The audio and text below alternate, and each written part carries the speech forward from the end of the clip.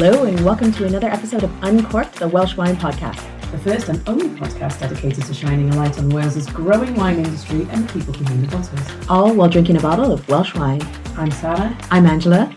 And where's Jamie? Oh, Jamie. He's in Sicily. Oh, right. Okay, so we didn't forget him. No, he's gallivanting off once again on holiday, having a lovely time, probably checking out some Sicilian vineyards and just drinking lovely Italian wine in the sunshine. Having a great time, and he left the equipment with us. And who's going to rein us in? No one. This is Uncorked, the unhinged episode. Oh my gosh. Now, he may not be here today, but last week the three of us went on a vineyard tour, didn't we? We went to Tair Gafr Vineyard in the Vale of Glamorgan, and we had a whale of a time, as per usual. Fantastic. Yeah. Such a good vineyard. Absolutely. Not only because they make fantastic Welsh wines, they also have animals. Oh, they've got so many animals. We're going to talk about all of this in more detail. We also have an interview between Jamie and Drew, who is one of the vineyard owners, alongside Sarah, and just like proof that he was in fact there. We've not kidnapped him. No, we didn't like abandon him with the alpacas. Jamie and the alpacas. He's the front man. So let's get into it. So Tair Gafr Wines. Mm-hmm. What's Tair Gafr? Oh yeah, so Tair Gafr it translates as three goats in Welsh. Great name. Mm-hmm. Great and name. It is based on the Welsh nursery rhyme Oes Gafr Eto. Have you heard of it? Only because Drew sang it on the tour. Oh, he did. He did. Such a good sport, and brilliant. And in front of this, and it wasn't just us. It was a full public tour, and he explained the origin of the name, and he sang a bit of the song, and it really, it was great with three goats in the background as well. Three goats in the background, a crowd of unsuspecting people who did not speak Welsh, most of them, and then he just sang this Welsh. And he's not a Welsh speaker either. No, but he did. He learned some Welsh at school, and he said that this was one of his favourite Welsh nursery rhymes. Which, I mean, it doesn't surprise me because it's one of mine. Even still, so my 4-year-old likes this one, and I'm like, if we're gonna listen to Welsh nursery rhymes, can we listen to Oes Gafr Eto? It does seem like a bit of a primary school bop. Oh, and because you can sing, I can't. Listen, can I just apologise now because I lost my voice quite severely over a week ago, and it's still very, very croaky. So I do apologise for sounding like I've been smoking loads of fags. It's like you've got that alluring rasp to your voice. Fagash Lil is what my dad would probably call me. Fagash Lil, yeah. Right. But I think even with a raspy voice, you'll be able to sing better than me with a healthy voice. All right, debatable. Let's listen to the song, and I'm going to sing along with it, but I'm going to play it because I love it so much. Gafr Eto, oes Gafr Ar y creigiau geirwan mae'r hen afryn crwydro. Wait for it. Wen, fin, boil, gan fon, wen, yslis, wen, nach, an fon, wen. So young! Do you know what? I'm going to... Bendig. But it goes on to different coloured goats. So there's Gafr Wen, which is the white goat. There's Gafr Bink, which of course is pink, and some other colours. So what they've done on the vineyard, again, we're going to go into more detail about this with their wines, but they do have a wine called Gafr Goch, based on the red goat. So these are the colours in the song. So they basically wrote it for someone to open a vineyard. Sure. Someone just was like, hey, at some point down the line, there's going to be a vineyard with three goats, and they're going to need different coloured for their wines. Because let's be honest, they're not really the colours of goats. So I love this. I love how this has worked out. It's worked out perfectly, and it's really nice for their branding as well.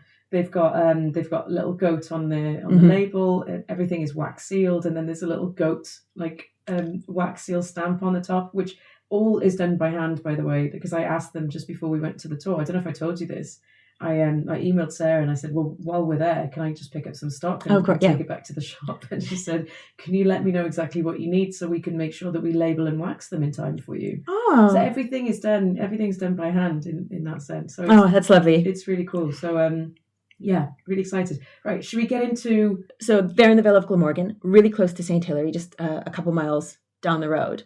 And if you'll remember from the St. Hilary episode, yes, there is a pub in St. Hilary that there's some really interesting, it's an ancient pub. There's some really interesting folklore tied to potential ghosts. Yeah, like went down this rabbit hole around this, sort of using that pub, the bush, as a starting point. Well, you'll know, as we were driving up to Tair Gafr, right on the corner, right by their field, are the ruins of an old pub. Yeah. It's the ruins of a pub called the Cross Inn, which, according to the sign on the building, which has been put up relatively recently, it's the Cross Inn, 1700 to 1939. Ooh, so it's probably got some interesting history.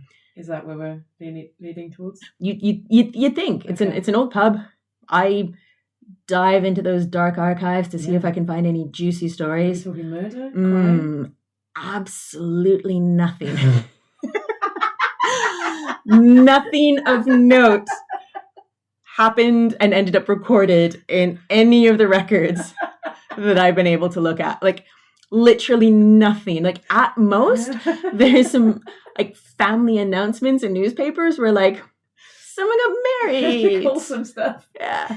Or someone died a peaceful death in their sleep at the ripe old age of like 80. So good innings. Literally nothing. It's the opposite. There's, to my, I mean, I could be wrong. I may just, the absence of evidence doesn't mean evidence of absence. Sure. Something may have happened there, but I wasn't able to find it. So if anyone knows of anything that happened in that, then I did read like a couple of like social media posts where people say, oh, I heard there was like a murder suicide or something. I've not found any record of that. So if somebody does know something that happened there, let me know. I'd be really curious. But as far as I know, it's the ruins of the most boring, wholesome pub in Wales. But just down the road, about 2.5 miles away from this pub where literally nothing happened, and from the Tair Gafr vineyard, is a really, really interesting church. Okay. In this little village. The one we drove past? We went very near it, but it wasn't that one. Oh yeah, no, it wasn't that one. It's a little bit. We would have had to sort of ducked out of the way to go to it, but it's worth going to if you're in the area. Okay. It's the Vale of Glamorgan. We were driving out that way and commenting on just how quaint it is. It's lovely, rolling hills, but only gently, not gentle rolling hills. It's not the valleys, and just lovely and lush. And there's like lots of thatched cottages, which you almost don't associate with Wales. Like that kind of seems more Cotswoldy in a way. Like it's really quaint, really cute little villages, cute little churches that you almost take for granted and maybe wouldn't think of going inside. So this church was in the news about like 10, 15 odd years ago. And it's because, and it's just this quaint little parish church in this little village.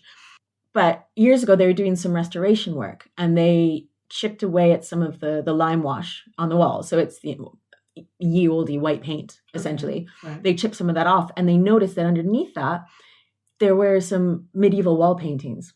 Oh, no way. So like these really quite like, they're elaborate, but they're very rustic as well. So don't think like high Renaissance stuff that you find in a museum. They're very sort of folk paintings, but they're paintings of sort of moral stories or biblical stories or those sorts of things that were painted all over the wall. So they undertook a huge restoration project to carefully remove these layers and layers and layers and layers of lime wash that were over top of them. And they think the paintings, they were originally from, I think it's like the late 15th century. And so they're going back quite a while, and you can go in, if you can just walk in the church like you would any other parish church, and you can see them up on the walls. And so there's St. George and the Dragon, and there's another one where it's kind of my favorite one, where it's called Death and the Gallant. Oh, cool. So I know, right? Well, because it's a knight and a skeleton and the skeleton sort of like taunting or like leading the gallant away. It's just like a moral reminder that whatever your virtues are in this life, whether you're like a dashing gallant or a knight or someone who's wealthy or any of these things, they don't matter in the afterlife. Because that's where you're going off. Like you will be, no matter how handsome you are now, you will be a rotting corpse at some point. Just to keep it light. It sounds morbid, but like this is, you find this in a lot of churches. So in Llandaff Cathedral, there's what's called a cadaver tomb. So the carving on top of the tomb, and this is where I think it's a bishop who's buried in there. It's his likeness, but instead of him looking all grand and how he might have looked in life, he's actually like a decayed corpse. So he's not quite a skeleton, but he looks like somebody who's died, a week ago, kind of thing. And it sounds really morbid, but it's essentially saying no matter how wealthy you are or your power or your status, when you die, we all end up looking like that. So focus on your soul, focus on doing good works, because you're just going to be a corpse. It's what's inside that counts, basically. So Death and the Gallant, my understanding of it is, a medieval historian may want to correct me, but my understanding of it is it's still that same sort of imagery where it's like, yes, you strapping young knight, remember, just inside of you, you're a bag of bones. If Jamie was here, right, he would have reined us in long ago and he would have said, keep it light, guys. But I do actually have a question, though. Okay. So you said that it was the lime wash that was covering layers and like years and years and years of lime wash over top of it. Why would that even be a thing? Why would there be anything covering these markings? That would have been because of the Reformation. So the Protestant Reformation. So these paintings were done when Wales, as was England, there was a Catholic country. So you would have images painted on the walls. Because when you went to church, not if you were expected to go to church, it was a crime not to, the clergy would have read the Mass in Latin. So the congregation would have had no idea what was being said. So in order to get the message across to them, I mean, heaven forbid you use a language they understand. So you would get the various messages across, often through putting elaborate paintings on the walls. Oh, no way. So you could understand the stories and the messages that way. Okay. But then the Reformation comes along. Scripture is translated into the vernacular, and in Wales, the Welsh got the Welsh Bible as well. So even in Wales, people started to hear the scripture in the language that they understood. There wasn't a need for that, but also the focus was on the word. The word was the thing that mattered the most. So you want to do away with all of these images because it's essentially like idolatry. Yeah. Like we don't worship images, we worship the word, and it's the word that gets us close to God. So they painted over that and just kept painting over it. It's like the landlord special kind of, where you just get like layer and layer and layer and layer and layer of paint over top of it. But then I think it was around 2007 or 2008 they discovered these paintings again. Yeah, fairly recently they rediscovered it, and I think it took about 5 or so years for them to fully restore or to uncover as much as they could. Yeah. And now you can just pop into this parish church and see these amazing, like 600-year-old wall paintings. And the thing I like most about them is they're not, I don't know how to say this delicately. Oh, here you go. They're elaborate and they're really interesting, but they're not like high art. They're quite folky in the sense that they just look like they got the guy down the road who knew how to draw the best to paint them on the walls. Like they're like a finger painting. They're rustic. Like Death on the Gallant. That's a knight. That's a skeleton. Like you don't. There's no. It's not like when your kid gives you a picture and you're like, oh, why don't you tell me about this? Because you have no idea what it is. Like it's not like that. They're not bad. They're rustic. Yeah. Okay. And yeah, you can just walk into this church and see them on the wall. So that's just down the road from Tair Gafr. But we didn't go there because we were too busy looking at alpacas and having an amazing tour of the vines. Yeah. All right, let's talk tour, because this was the very first tour that all three of us took together, which was so much fun. So it was such a lovely day. It was such a lovely day. And we were really lucky with the weather. Mm-hmm. It was almost like too hot, which I know I hate complaining about in Wales. Almost too hot. Almost too hot. Exactly. Almost too hot. But it was great. So we rock up in Jamie's lovely flash new car. A little posh mobile. We park up on, it's just a field effectively. We just park up in a little field. Sarah was there with the two girls. They've got two young girls who are very helpful, very cute, very lovely. And then kind of show us the way. We walked through that lovely archway. It was like a plant archway. It was really idyllic in a way. Like it was really pretty. It was really lush, lovely welcome, like really wholesome. Yeah. Like with the little girls there who are actually kind of part of the whole tour as well. Yeah. They were just there and part of it. And it was really, really sweet, really wholesome. And like, I know we're touring a vineyard and they're making wine, but it was quite family friendly as well. Well, it really hammers home that it is a family run vineyard because, Sarah was there with the youngest on her hip. And then, the 4-year-old's there just basically waving people who's obviously done quite a few tours in her time. In her time. Or in my time. But she did. It's been a long 4 years. She walked along with Drew, didn't she? She was kind of like present a lot of the time. And she was like interrupting him, it said sometimes. And it was really lovely because it was just kind of part of it. He wasn't like, it's like, not now, sweetie. He was, it just felt like a family thing because, and the dog running around. And the only thing that was missing was the Disney princess singing in the background with like the birds. That was me. I was just arriving. There was literally nothing missing. There's nothing missing. But we didn't have. But the nice thing about it as well is as we turned up, we go and you meet Drew at the table and he's pouring the first wine. And that was the Oes Gafr Eto, wasn't it? Yeah, that's the one that they're basically out of stock now. Yeah, I really enjoyed how he did the tour as well. It was like the most just sort of like casual, lovely boss on that tour. He walked backwards walked backwards with this like just it wasn't a script. Like you can tell he knows what he's talking about. It's not scripted. It's quite familiar, but he's just telling this like engaging story about their origin story basically. But he's doing it entirely walking backwards up and down the vines, leading us with them. Like he's just like this like Pied Piper of wine, and we're just like, yes, go on. But like he did the entire thing walking backwards. Yeah, and I think I was closest to stumbling and falling just because it had nothing to do with the wine. And I was walking forward and he was walking back and just like, it was just really impressive. So just to give you an idea, we all congregated just for the introduction, how the vineyards came about. And so that Drew could obviously sing us a bit of the Oes Gafr Eto song as well, which was, I think I was the only one singing. I didn't realise I was doing it, but I was like, and Jim was like, shut up. No, it was... He didn't say shut up, but like people were turning around and I was like, oh, is this not maybe it's a Welsh thing. I was like, oh, it's a sing song. But it's a song that's like, that you sing in primary school.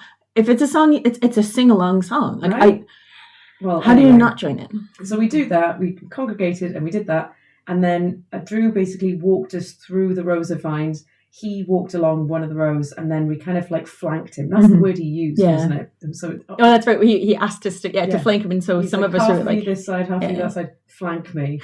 And he basically walked backwards the entire time telling us about the vines, the grapes, how everything came about, some of the problems, just everything. And we just slowly kind of walked alongside him while his 4-year-old, Freya, was just kind of traipsing around and just keeping us company. And it was just all lovely.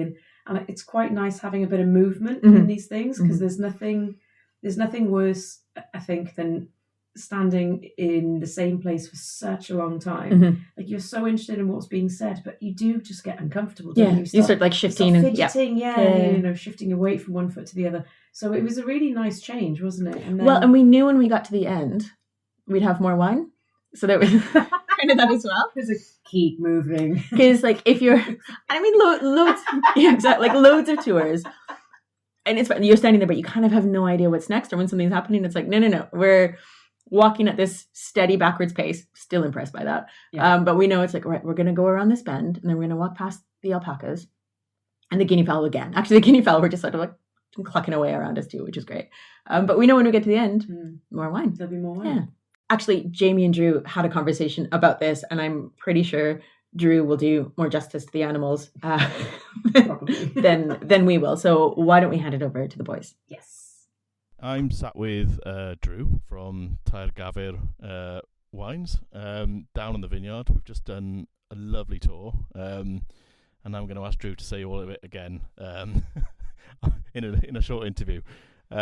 So, Drew, one of the things that we've been trying to work out with this podcast is why are all these mad people setting up vineyards in Wales, and trying to get to the bottom of your story and how you got into it and why you set up a vineyard in the Vale of Glamorgan. The idea to set up a vineyard, I don't know when it started. There's some point back when I was in university and this idea just sort of appeared in my head, just a tiny little idea, and it just grew and it grew and it grew. And we were very, very lucky that when we moved to the Vale of Glamorgan, we moved down here to be closer to my family. There was a toss of a coin as to whether we'd move to be closer to Sarah's family in the Lake District or my family in South Wales, and we tossed a coin, literally. Really? And yeah, it was an actual toss of a coin, and Wales won. Tails in Wales never fails, as they say. So we looked for teaching jobs down in South Wales. We were teaching in the middle of England, in the Midlands at the time, and a job came up in Cowbridge School, and it seemed perfect. It was a physics teacher's job, so I came down here, I interviewed for it, and I luckily got the job. So we made the decision to move everyone to the Vale of Glamorgan. And when we moved here, we had nowhere to live. We didn't want to get into a situation where we were renting for a long period of time. So Sarah came up with an idea of living in a holiday cottage while we looked for our ideal house and to buy us time to sell our previous house. So we spoke to a holiday cottage in Tair Gafr Farm Cottages, and we said, can we stay here for a short period of time while we look for somewhere to live? And we moved in there. We were there for a little bit longer than we intended to be, and we became very, very good friends with the owners of the farm, of Tair Gafr Farm, Mr. and Mrs. Plant. And while we were walking our dogs out on the farm, we found this field. We came across this field at the very edge of the farm, and it was south facing with a nice gentle slope, and it seemed perfect for planting a vineyard. And that's when that idea sort of started to take root and became something that wasn't just an idea anymore, something that could be a reality. So we asked Mr. Plant if we could buy the field off him, and he said, absolutely not. There's no way I'm selling you any land. So we nagged.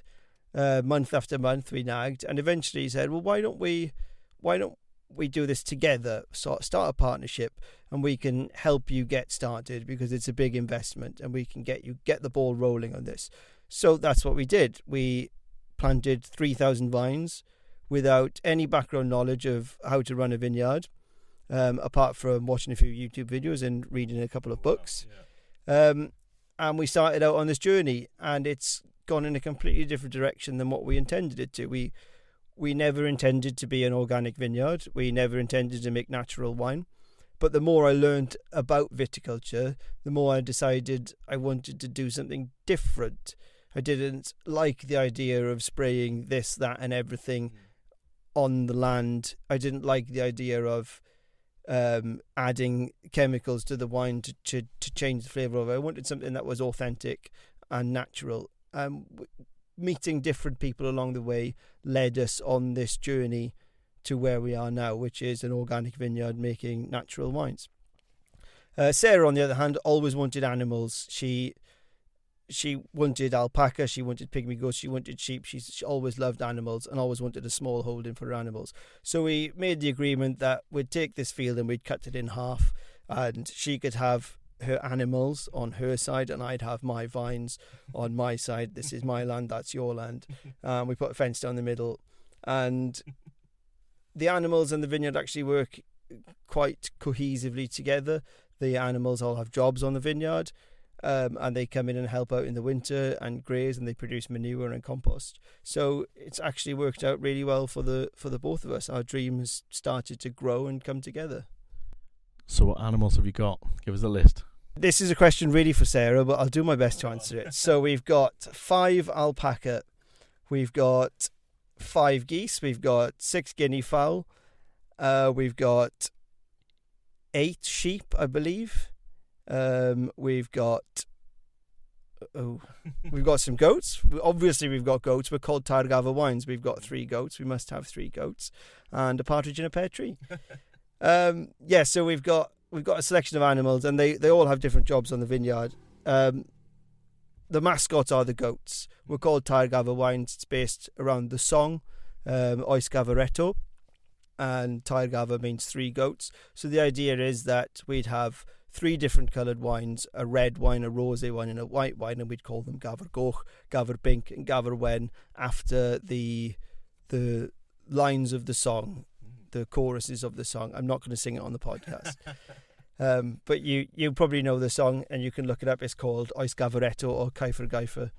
So just tell us a little bit about the wines then. So you've got a few on the go. We've just had a nice try of 3 lovely wines. Just perhaps tell us a bit about what you've got at the moment and what you're hoping to do in the future. Okay, so the 3 wines that we have at the moment, or should I say 2 wines, because we've only got 1 bottle left now of Oes Gafr Eto.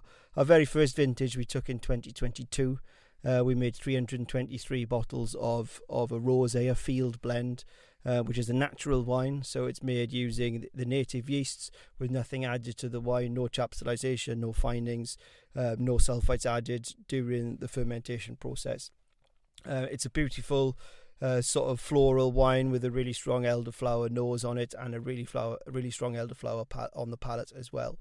That one we called Oes Gafr Eto. It was our first wine, so we named it after the first line of the song. In 2023, we were able to produce our first red called Gafr Goch, which is a single varietal made just from the Regent grapes. It's a very, very plummy wine. It's got a really herbaceous nose on it with loads of fresh basil coming through on it, and on the palate, warming clove, followed by a bit of cracked black pepper to finish. And we also made another rosé, which was the same blend of grapes that we made in 2022, but because it's a natural wine, it's very difficult to produce a wine that tastes exactly the same every year because of the native yeasts that live on the skins. They impart different flavours. So each year, each wine is like a limited edition. So Gafr Bink is more of a stewed berries, rhubarb running through it with a really well honeyed finish. That was really interesting, but can I ask a really basic rookie question? Please do. What makes a natural wine natural? Okay, so Drew used a couple of words there that might, chaptalization, fining, filtration, natural yeasts. Chaptalization. Wait, I think you talked about that in the very first episode, but I can't remember what that was. We have covered chaptalization. Okay. It's adding sugar to the fermentation process or afterwards, so that you are bringing up the sugar content so that you can increase the ABV. That's the alcohol by volume. Yeah, exactly. Thank you very much. I always forget that. I always say just ABV, and people are like, Now, when we say low intervention or natural, what we really mean is that they are not trying to control every little thing in the vineyard or the winery, for that matter. Okay. So instead, they're working with nature as much as possible. That's the whole point, right? So you don't use any chemicals. You're focusing on increasing biodiversity. You're hand tending the vines, and you're letting the grapes pretty much speak for themselves. So do you remember when we did the tour, Drew was talking about a concoction? It was almost like is it a nettle tea? Oh, yeah. He'd been steeping, he'd go out and forage nettles from a nearby, wherever it was, and then he would make a tea, effectively, and then spray that on the vines, and that would help against one of the mildews, because we've talked about this before. There's quite a few mildews. And like nettle tea, who would have thought? But so this is all, it's all completely natural, foraged, hand foraged, and then, steeped with love, and then sprayed lovingly on the vines by hand. It's again incredible. And wholesome. It's so wholesome. The whole, biodiversity and the use of the animals. Do you remember? He mentioned that the Tair Gafr, so they needed 3 goats, obviously. Thinking they would be really helpful on the vineyard. And I don't think I've made this up. I'm pretty sure he was like, we thought they would help us with grazing. And, that's right, because they're pygmy goats. He thought it would be okay because they wouldn't be able to reach the vines and do any damage. But instead they've been they're keen. They're keen little goats. Well, they're useless. Well, they're keen because they can reach higher as well than he thought. So and not doing what the upkeep and stuff like that. They were. I think he also said that they were using some of the manure from the animals to help fertilize the vines as well. Yes, the animals will graze, especially in the wintertime. They use the manure. I never know how to pronounce manure. Am I right in thinking that natural yeast is it like the yeast that just kind of occurs in the environment, so they're not adding yeast to the production? Yes. Okay. Just to break it down, you need yeast for the fermentation process, right? You can buy commercial yeast, and what this does is it will create a specific kind of fermentation. So you can kind of control the style and the substance of your wine. If you use the natural yeast, because it just lives. Yeah, there's yeast like it just lives naturally in the vineyard and on the grapes. So if you use the natural yeast, I mean, one thing is it's a much slower process because you can't just add it and control it. So you just have to bide your time. And because of the natural yeast and the change in weather year after year, every single vintage is going to be different. I was just going to say, so that's what, especially with these small independent vineyards that are relying so much on nature, you're not going to have the same tasting wine year after year after year, but you're tasting the season, you're tasting everything that's sort of happening that year. So it's different than going to the supermarket and buying a bottle of wine that you know exactly what it's going to taste like because it's tasted like that for years. Yeah, which I always distrust, if I'm being completely honest, because it's not, I don't think it's normal that you can produce the exact same flavour profile and the exact same product year after year, especially in the wine industry. There's something going on that you probably don't want to know the details of because most things that involve like global continuity have some element to it. It's like, we're just not going to talk about that. So you really are tasting the uniqueness of each individual season when you're drinking a natural wine like this. Absolutely. And like Drew said, every vintage is a limited edition. And I know that is difficult for people who want to get into Welsh wine and need to build that trust because what you would normally do is you'd get into a brand or you'd try a style of wine and get into it and then continue to buy it, and that's not something you can do year after year with Welsh wine. But I just think it adds to that's part of the charm. Yeah, exactly. Yeah, it's authentic. It's authentic. It's fresh, and I think it's exciting personally. The other thing that stood out for me here is the fact that Drew and Sarah are doing this essentially as a full-time side hustle. Yeah, and they're doing that as a full-time side hustle with their main hustle being teachers. I know a lot of teachers. Teaching is not something that you want to come home and have another full-time job to do. So and they're raising a small family and they're new to this. They don't have a background in winemaking. They're just doing this because it's a thing they really, really want to do. And the amount of effort that must go into it, it's kind of incredible. Sarah, what are we drinking? We are drinking the Gafr Goch Red 2023 vintage. It is made with 100% Regent, which is a red hybrid variety, which we have talked about in one of our previous episodes. If you want to learn more about hybrid varieties, please go back. And its royal connections. Yeah, look for Hybrid Heroes. It's 9%, right? That's quite low. It is quite low. There's some Belgian beers that are stronger than that. Yeah, but I mean, but nothing's added. There's no chaptalization. We've already covered that. There's no added sugar, so you're not going to convert anything into higher alcohol. It is what it is. Lower alcohol, I think, now is becoming more and more not just acceptable, but I think more and more people are looking for lower alcohol wines. So they only grow Regent and Orion on their site currently, so that the Regent is the red and Orion is the white. Is there anything special about how Tair Gafr makes Gafr Goch? Okay, so this red wine is made using whole bunch carbonic maceration. That sounds fancy. It does, doesn't it? Yeah. So Drew kind of explained this during the tour. Whole bunch carbonic maceration is a popular winemaking style in Beaujolais, for example. Oh, okay. And what it does is, so it allows the fermentation to begin inside the grapes, causing the grapes to burst open naturally, right? Native yeasts living on the grapes are allowed to ferment the sugars with no additional anything else, right? Oh, okay. And then the juice is left on the skins for about 30 days. Okay. And that just kind of adds maximum colour, tannin extraction, and then it's transferred to an oak barrel for aging and malolactic fermentation. So all of these things sound really, really a little technical. It sounds technical, but it basically means you're just letting the grapes get on with it. Yes. Okay. And the carbonic maceration is a way to accentuate the fruit. Okay. So it maximizes the fruitiness and the aromas in the grapes. malolactic fermentation. The easiest way I can describe that is it's the conversion of malic acid to lactic acid, which is effectively the same kind of like tart acid that you would have in a green apple into the kind of acid you would find in something creamier like milk. Gotcha. Okay. Does that make sense? That totally makes sense. One of my favourite things about the fining and filtration, because the fining and filtration is what gets rid of all the bits, or the mulch is how I like to call it. The mucky bits, and just leaves them. Yeah, after the fermentation process, there's always kind of bits of grapes and bits of stuff, you know, and so you tend to fine it, or you would filter it, and they use the gravity method, so they don't use any chemical or any additional finings, and they just kind of let it settle naturally. So you might get a little bit of sediment at the bottom of the bottles, but not. I mean, I've cracked open a fair few of their wines. I'm not going to lie. Understandable. And it's delicious. I've not had excess sediment in any of them, to be fair.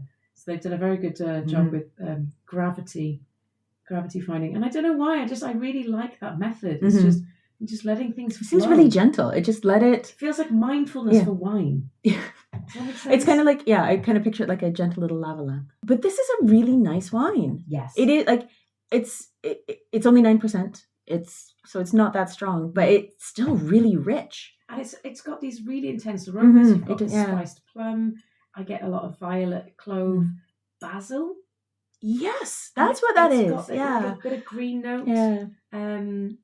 Quite a little bit smoky on the palate. Really smooth on the tannins. Really smooth. Really smooth, which is understandable for the climate.